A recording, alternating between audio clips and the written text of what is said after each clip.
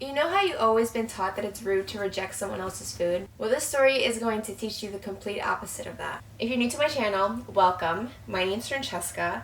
I'm obsessed with true crime, and I'm here every week with a new story for you. If you're also obsessed with true crime like me, then I recommend subscribing because we get into some weird cases here. Today's drink of choice is a hazelnut hot latte with almond milk. So it's time to sip and dip into some true crime. Now let's get into the story. Today we're talking about the Dos Anjos family case, or the Christmas cake case. So this case takes place in a Brazilian town of Porto Alegre. It was Christmas time in December 2024 in Brazil, and the Dos Anjos family were celebrating with their loved ones in their home. Zeli Terezinha Silva dos Anjos was hosting a party on December 23rd, which is around Christmas time, and she wanted to get together with her loved ones and her family. She was an older woman who was recently widowed. Her husband, Paulo Luis, passed away in December of that year due to food poisoning from a spoiled banana. They both got sick, but Zeli ended up recovering while Paulo unfortunately passed away. And Zeli and Paulo had a son named Diego, who was married to a woman named Deise, and they had one son together. From what I could tell, they weren't at this party.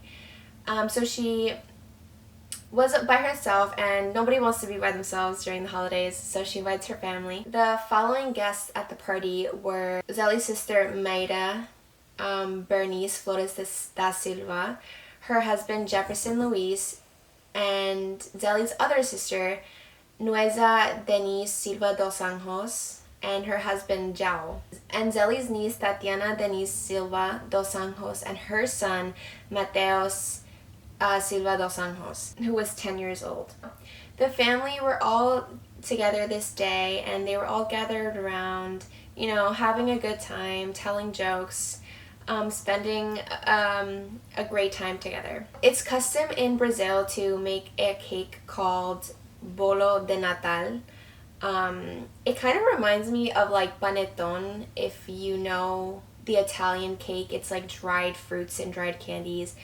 I'm not a big fan of it, but that's what it reminds me of. And then it just has like, this cake has icing on top, and it's like decorated to be more for like Christmas. But it's custom in Brazil to have this cake around this time, especially with like, when you're gathered around with your family. And Zeli, the host, was the one this year to make the cake. So the family all sits down to have a slice, and 6 people at the party eat the cake. So it was Zeli, Jefferson, Nueza, Maida, Tatiana, and Mateos. So Jao actually was said to not have any cake because he just didn't like it. And it's important to note now that Zeli had 2 slices of cake. There's a reason why I'm bringing this up. Now I'm going to come back to it in a little bit. So Jefferson, Zeli's brother-in-law, tasted the cake and noticed that it kind of has like a peppery taste. He said it tasted really bad, which is strange for a cake that's supposed to be sweet. So it was a strange flavor. He ends up taking only a few bites and then leaves the cake. Immediately he gets sick, goes to the bathroom, starts vomiting. Slowly, one by one, everyone else who had the cake also started feeling sick. They all decide, you know what, we don't feel well, we don't know what's going on, but we're gonna go home.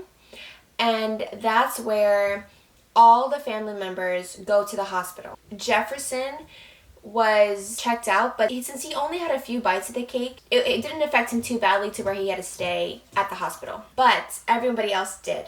Hours after they were taken to the hospital, Tatiana and Maida, they actually ended up passing away from cardiac arrest. So Nueza Denise, the other sister of Zeli, because Maida is the first sister and then Nueza is the second sister, she dies the next day from shock from food poisoning. So we have 6 people who ate the cake. 3 of them passed away. 3 of them are still in the hospital. Everybody is very puzzled. What happened? How did all these people have the same symptoms and ones that were so severe that they passed away? This was very puzzling to everybody. The family, the doctors, and the police end up also getting involved. Everybody initially believed that it was a case of food poisoning.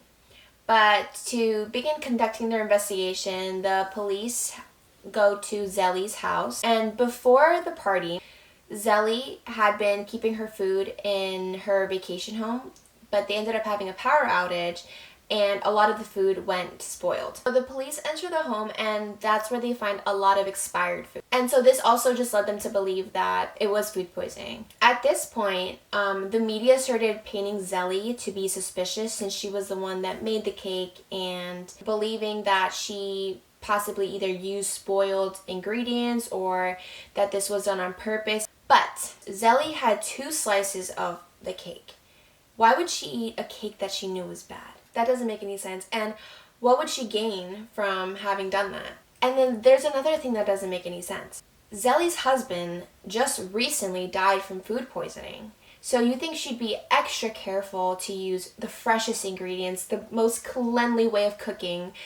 And I mean, this traumatized her. Like, her husband just passed away. She also was very sick at the time. All of this also, I mean, got people thinking, like, did she also maybe poison her husband?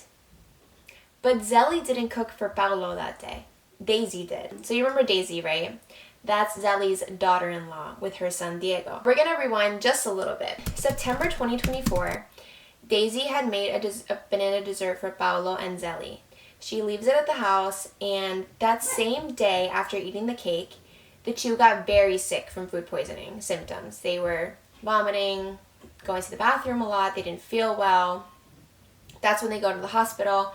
Zelly recovers, Paolo doesn't. This was determined to be a case of food poisoning. They didn't have any suspicion about Deise at that point. Deise and Zelly always had a strange relationship. There was always tension between the 2.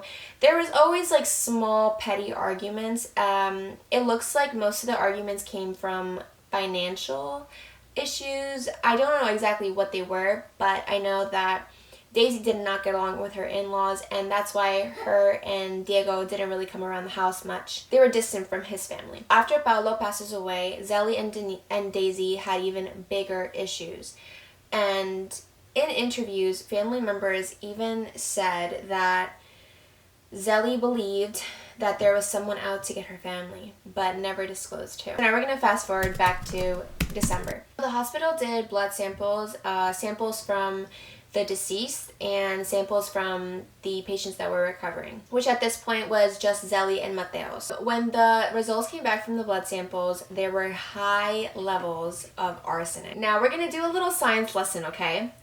Arsenic is a metallic element that occurs naturally in our earth.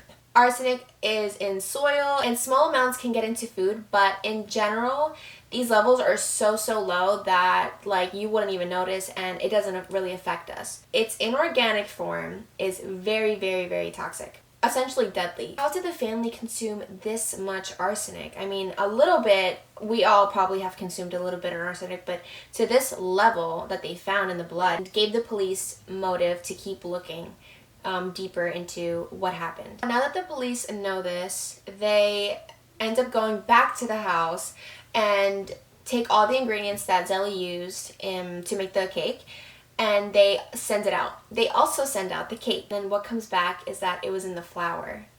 So the flour that Zelly used to make the cake contained very high levels of arsenic. There were 89 samples collected from Zelly's home, and only the flour showed high traces of arsenic. So an expert in this case said that 35 micrograms are enough to cause death, and in one of the victims there was a concentration of 350 times that amount.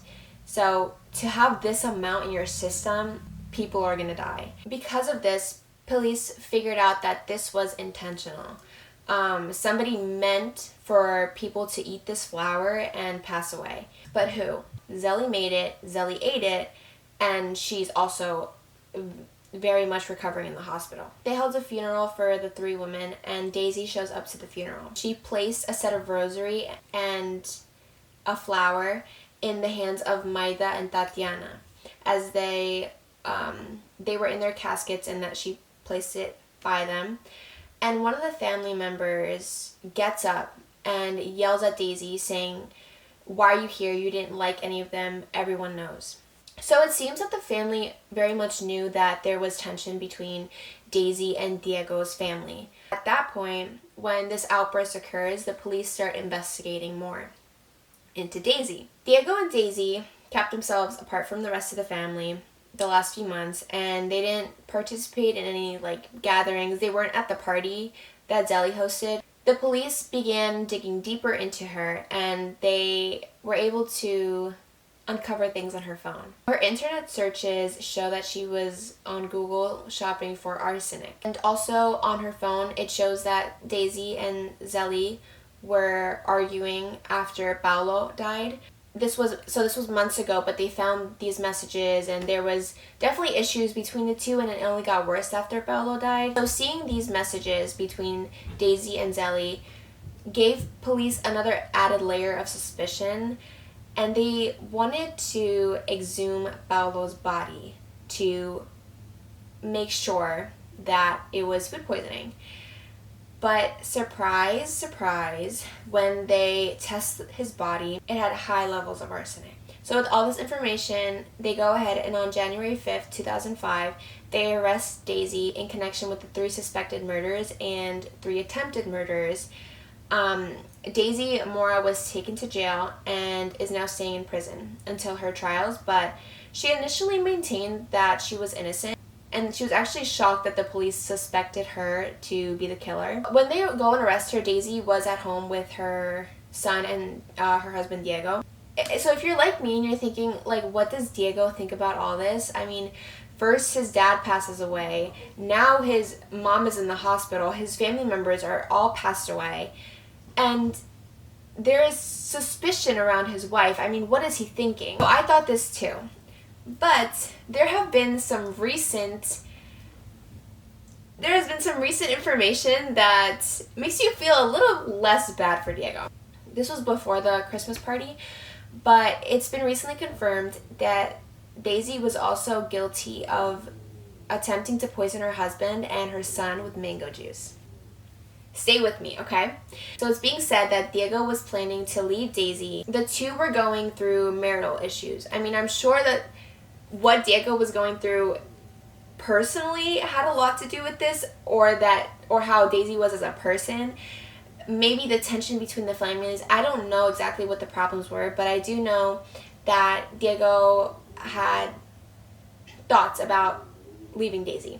I don't think Deise was too happy about this. What she ends up doing was that after she gets the arsenic and the poison, she puts a little dash in a mango juice that she then gives to Diego.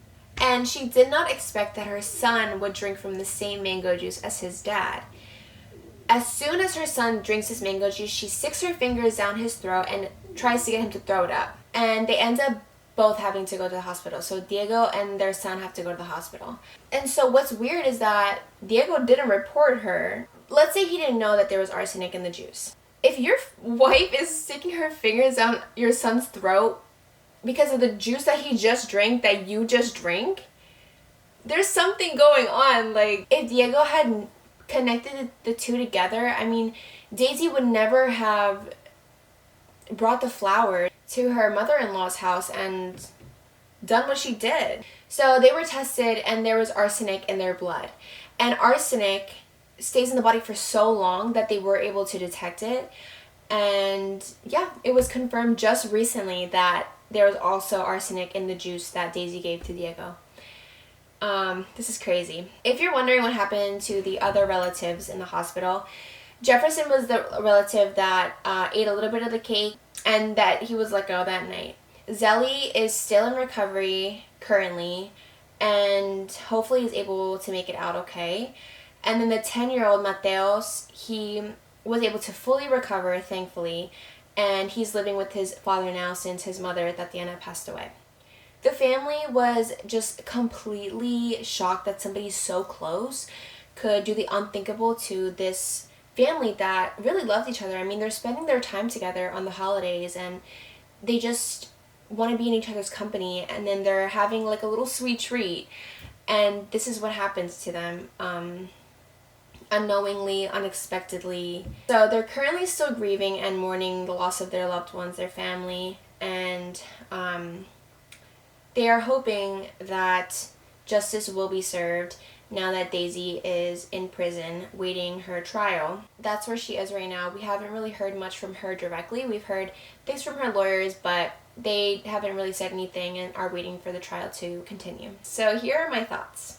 Deise is completely unhinged because reading this case and seeing it just continue to go and go and go, and all the victims that she had and had planned, I mean, she wanted to take out essentially this entire family. I'm sure this created a lot of problems between her and Diego, and that's probably why there were rumors of him wanting to leave her. But I do think that once Diego was attempted, I think there should have been a report done, one, and then two, I think they should have probably tested his blood before. And then what is also diabolical is that Deise, if she is guilty, wanted to make it look like Zelly was the one to poison her family. I just think this lady has some issues. So that is the end of this crazy